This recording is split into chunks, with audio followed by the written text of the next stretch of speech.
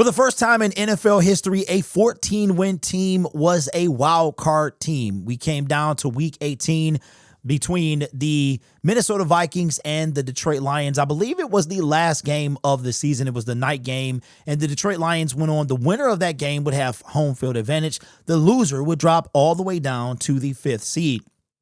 And it's actually ridiculous. It really is. It's been like that. The NFL playoff seeding has not been the best for a while. So the division winners, you have 4 divisions, you have 2 conferences. Each conference has 16 teams. In those 2 conferences, you have 4 divisions. You have the NFC, AFC, West, South, East, and North. The Lions play in the NFC North. Now, the winners of those divisions, who hold 4 teams apiece, they get an automatic bid to the playoffs, and you also get at least one home game. But due to the competitiveness of some of the divisions, sometimes you can win a division and have a losing record.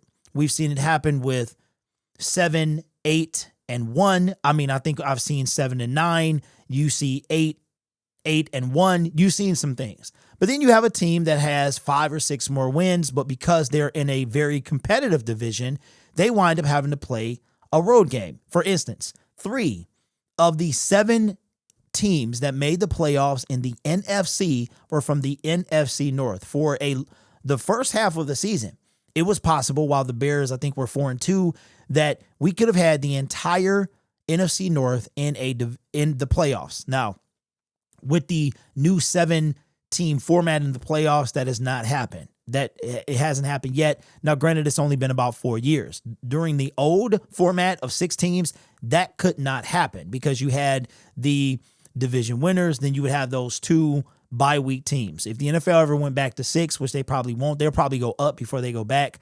That couldn't happen. But because of that 7th team, an entire division can make the playoffs, then you would have the other division winners. So, for instance, the Lions, Vikings, Packers, and Bears could all make the playoffs, and then you would have the winner of the NFC South, NFC West, and NFC East could all wind up going to the playoffs. Now, with that being the case, the Detroit Lions put in a bid every year. They put in new bids and things like that for things to change. I want to say we saw this with the 17 playoffs. I could be mistaken, but this has happened before. We've seen rules of one of the infamous was the ability to challenge pass interference, and it was a garbage consideration of the rule. They were never going to actually seriously consider it, but they put it in play for a year. I think that the rule that the Detroit Lions, after it got tweaked, it's going to be voted on this week. I think it's a real possibility that they do integrate it at least for a year and see how it is. But here is what the Detroit Lions are looking at. Now, this tweet is from Ari Mirov, and this is from last week. So now this is actually happening this week. NFL owners will vote this week on a proposal to change the playoff seeding format, where teams would be seeded strictly by regular season record rather than automatically awarding the top 4 seeds to the division winners. Now, I do like this. I don't like the fact that a bad division is rewarded. I just don't feel, especially after what we saw last year.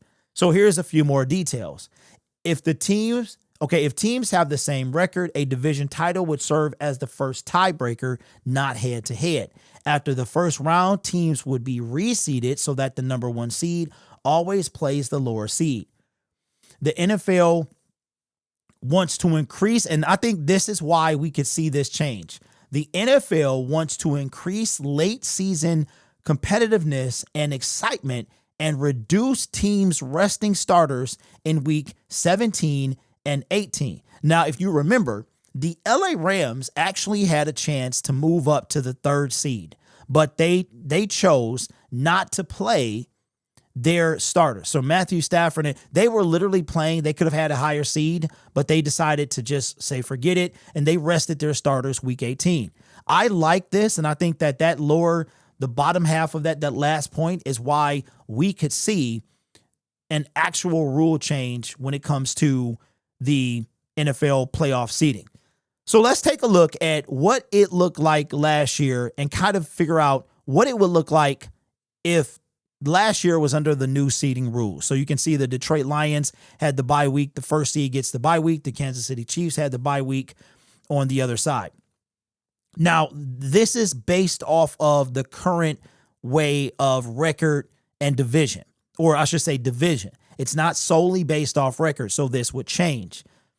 So if we look at, this is what it looked like last year, but if we were to let's take a look at what the records were and see how would it be different if it was based on the record. So the Chiefs, the top 4 teams won. Oh, this is perfect. This is perfect here. So the top 4 teams won their division. So you had the Chiefs with the best record, the Bills, the Ravens, the Texans. Okay. Under the new format, the Chargers would be, even though the Texans won the AFC South, the Chargers would be ahead of them. So the Chargers would have got a home game having a better record. So that's perfect. This is a perfect example. So it would have been Chiefs, Bills, just based on regular season record. Everything would have stayed the same until the Texans. The Texans would have been replaced by the Chargers. The Texans would have dropped down to 5. The Steelers and Broncos, everything would have stayed the same. Let's go down to the NFC and see if it would have been any different there. So the Lions, nope. Lions, Eagles, Buccaneers, Rams. Okay, check it out.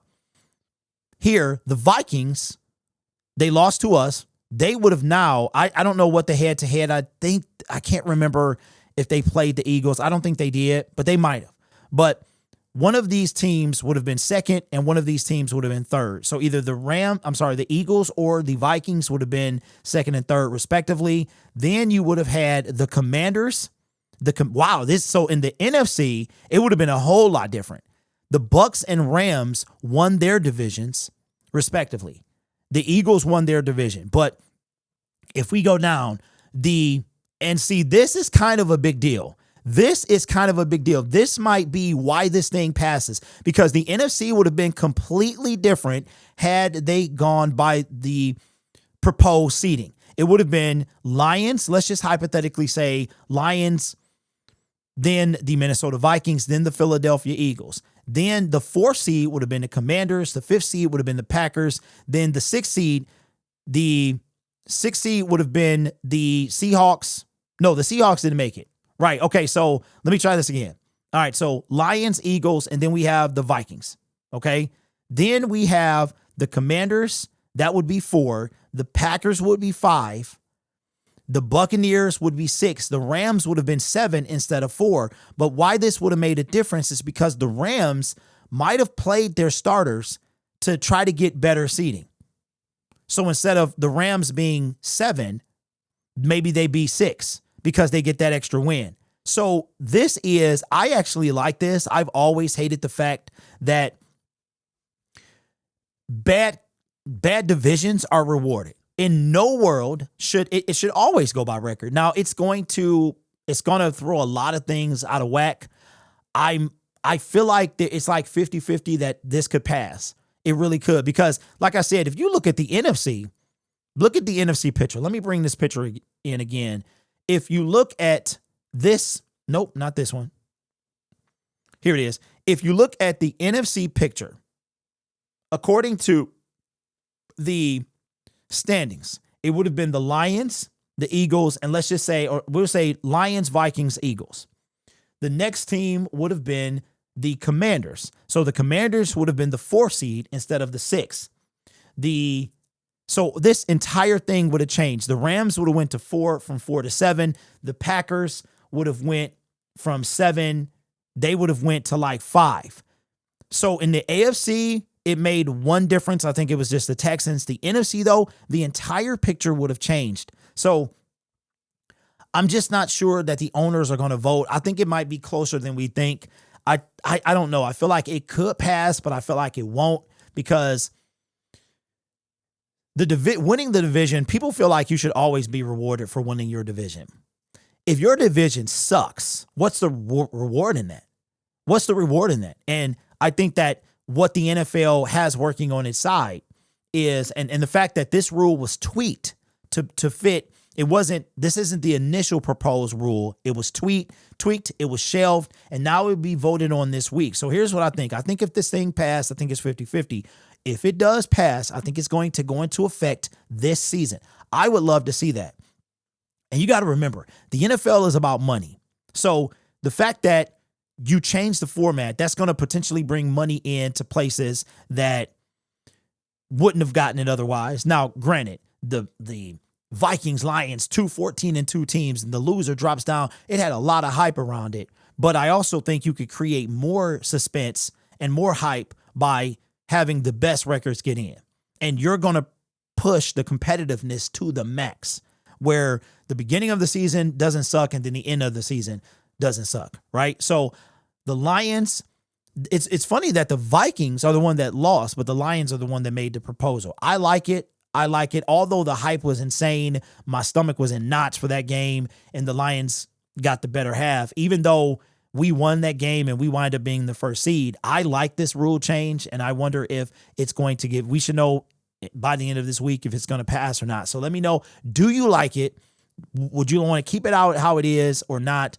I'd like it because when we saw a 7-9 team or a 7, I think it was the Carolina Panthers at one point where it was either 8-7-1 or 7-8-1. They had a losing record and they made it into the playoffs because they won their division. So if you're in a division like last year, it was the NFC South. That was just trash. And then you had another division in the AFC. I think it was. No, I think the AFC was solid. But in the NFC, it was just trash. It was trash. And there's no team. You should not be rewarded if you are like the winner of the Buccaneers were 10-7. 10-7. But there was a 14-win team that was a wild card team. In no world should that be okay. So I like it. Let me know your thoughts down in the comments below. This channel is made possible by viewers, subscribers, and members just like you. It's because of your support I get to do what I do. You could be anywhere else on YouTube, but you choose to rock with me. I'm going to do a call to action. I don't do this often, but we are currently about 30 subscribers away or so from 30,000 subscribers. We've been kind of stagnant for the last, for a while. It gets like that in the off season where it's not a lot of growth. So at the moment, making of this video, we are 27 subscribers away from 30,000 subscribers. When we hit that milestone, we will do the 30K giveaway where we have the Calvin Johnson bobblehead. We have a mini helmet, and the grand prize will be the Villain Lion. It's a 18-inch black and gray lion that's kind of based off of the Motor City helmet that goes on the helmet. So it looks just like this. It's only about 18 inches or so. So if you want to get in on that, that'll happen when we hit 30,000 subscribers, which hopefully is right around the corner. You guys are awesome. Take care of yourself and each other. And as always, go Lions.